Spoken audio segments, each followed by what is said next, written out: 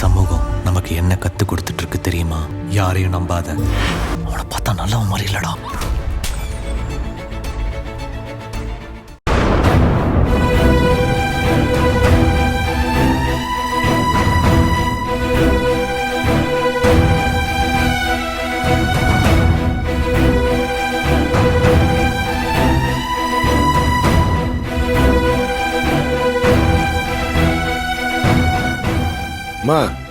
அவன் ஏதோ பேசிட்டான், அதெல்லாம் ஒரு விஷயமா எடுத்துக்கிட்டு கவலைப்பட்டுக்கிட்டு இருக்காத. இப்ப என்ன, நாம அவனை நம்பியா இருக்கோம்? அவன் பாத்துக்கலன்னா அடுத்த வேலை சாப்பாட்டுக்கு என்ன பண்ண போறோம்னு தெரியாம கஷ்டப்படுறதுக்கு. நீங்க பாருமா, அவன் வேலைக்கு போறான், சம்பாதிக்கிறான். அவன் பணத்தை அவன் என்ன வேணா பண்ணட்டும். அதை பத்தில நீ யோசிக்காத. உனக்கு என்னம்மா, நான் இருக்கலம்மா. ஹோட்டல் நல்லபடியா போயிட்டு இருக்கு. அப்புறம் பெரிய பெரிய ஆர்டர்லாம் நம்மளை தேடி வந்து கொடுக்குறாங்க. அப்புறம் என்ன கவலை உனக்கு?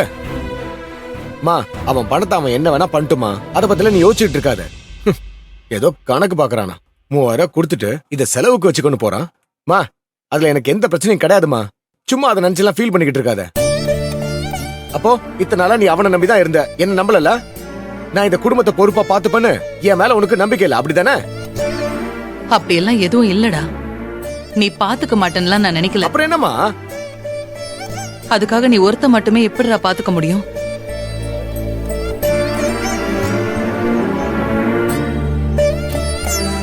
வீட்ல என்ன கொஞ்சம் நெஞ்ச செலவா இருக்கு? ஒரு மாசம் குடும்பத்தை சமாளிக்கிறது சாதாரண விஷயம் இல்ல. எல்லாரும் சேர்ந்து பாத்துக்கிட்டாதான் யாருக்கும் எந்த கஷ்டமும் இல்லாம இருக்கும். ஒருத்தனோட தலையிலேயே எல்லா பாரத்தையும் ஏத்த முடியுமா?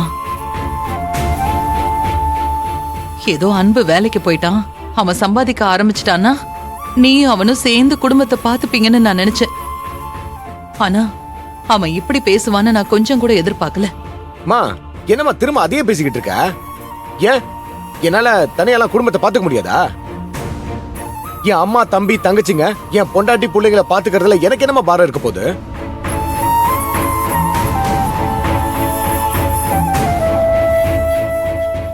இவ்வளவு சொல்றியே, இத்தனை வருஷமா கையில ஒரே ஆளா மொத்த குடும்பத்தையும் தான் தோல்ல சுமந்துகிட்டு இருந்தா. அவ அத பாரம் நினைச்சாலா? நம்ம குடும்பம் அண்ணன் தம்பிங்கன்னு நமக்கு எல்லாத்தையும் செஞ்சாலமா. ஆமா, எல்லாருக்கும் என்ன தேவையோ எந்த குறையும் இல்லாம அவ பாத்துக்கிட்டால, அதே மாதிரி நானும் பாத்துப்பேன்.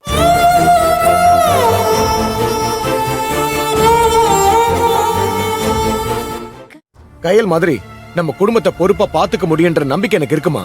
அந்த நம்பிக்கை என் மேல உனக்கு இருக்கணுமா?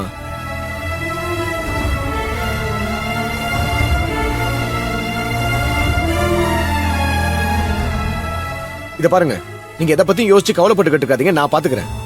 அம்மா, மூர்த்தி தான் இவ்ளோ சொல்றான்ல, நீ எதிர்பார்க்கறத விட அவன் இந்த குடும்பத்தை ரொம்ப பொறுப்பா பாத்துக்குவான்.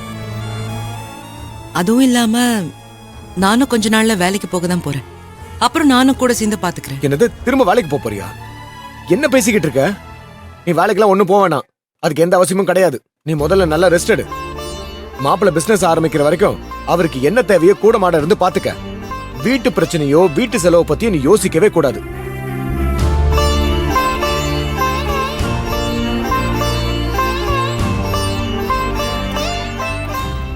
இத பாருங்க, யாரும் எந்த விஷயத்துக்கும் அன்பு எதிர்பார்க்க தேவையில்லை. அவன் அவனுக்கானதை பண்ணணும்னு ஆசைப்படுறான், அதை பண்ணிட்டு போட்டோம். அவங்கிட்ட எந்த காசு பணத்தையும் வாங்க தேவையில்லை, நான் பாத்துக்கிறேன். இப்ப இருக்கிறத விட இன்னும் கடுமையா உழைச்சு நம்ம ஹோட்டலையும் முன்னேற்றுவேன், இந்த வீட்டையும் முன்னேற்றுவேன். ஷாலினி, ஷாலினி இங்கதான் இருக்கு மாமா.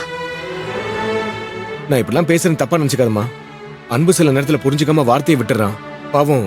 அதனால அம்மா ரொம்பவே மனசு கஷ்டப்படுறாங்க. புரியுது மாமா. மீட்ரு பேப்பரா?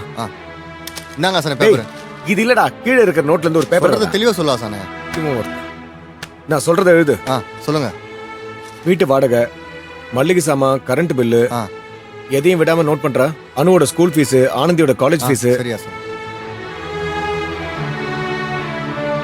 தேவிமா, நீ மாப்பிள்ள கூட சேர்ற வரைக்கும் அண்ணன் உன்னையும் உன் குழந்தையும் நல்லா பாத்துப்பேன்.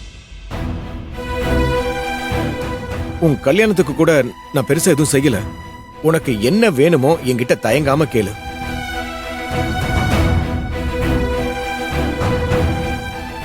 அதே மாதிரி மாப்பிள்ள, உங்களுக்கு சேர்த்து தான் சொல்றேன். உங்களுக்கு என்ன தேவையோ அதை தயங்காம என்கிட்ட கேளுங்க. என்கிட்ட கேக்குற உரிமை உங்க எல்லாருக்கும் இருக்கு. அதை செய்யறது என்னோட கடமை.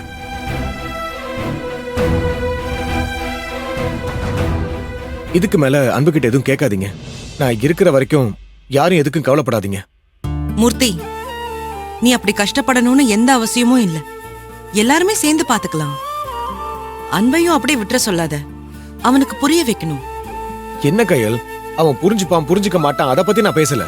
நான் குடும்பத்தை பாத்துக்கிறேன், அவ்வளவுதான். புரியுதா?